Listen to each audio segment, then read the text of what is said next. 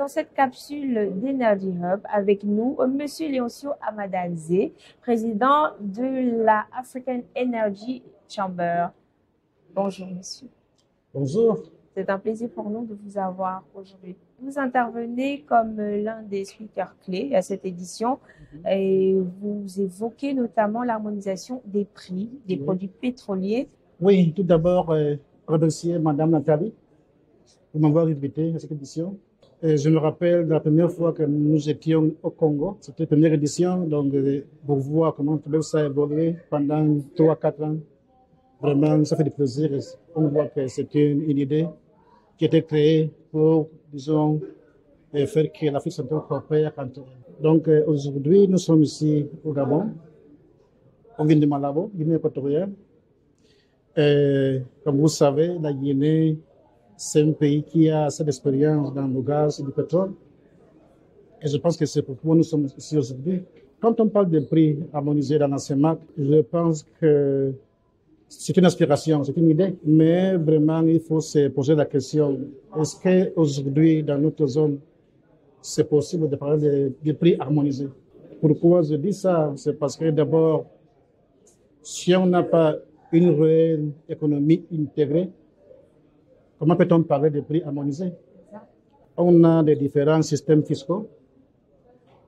Oui, on a une monnaie commune, mais est-ce que nous contrôlons notre monnaie? C'est une question.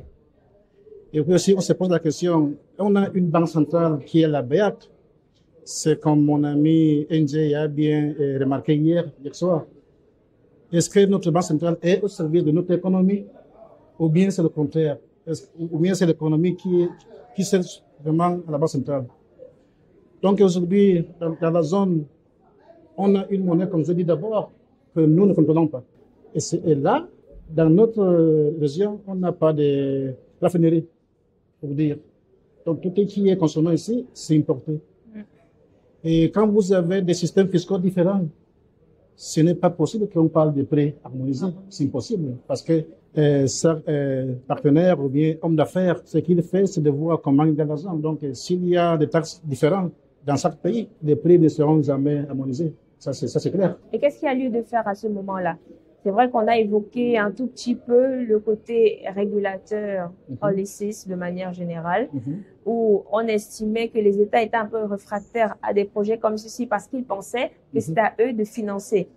Mais le secteur privé se positionne. Donc, comment faire pour arriver à ce niveau-là où l'harmonisation des prix devient juste un détail? Je suis vraiment de la pensée libérale. Je suis économiste. Profession. Et récemment, j'ai été nommé par le chef d'État au Conseil économique de mon pays.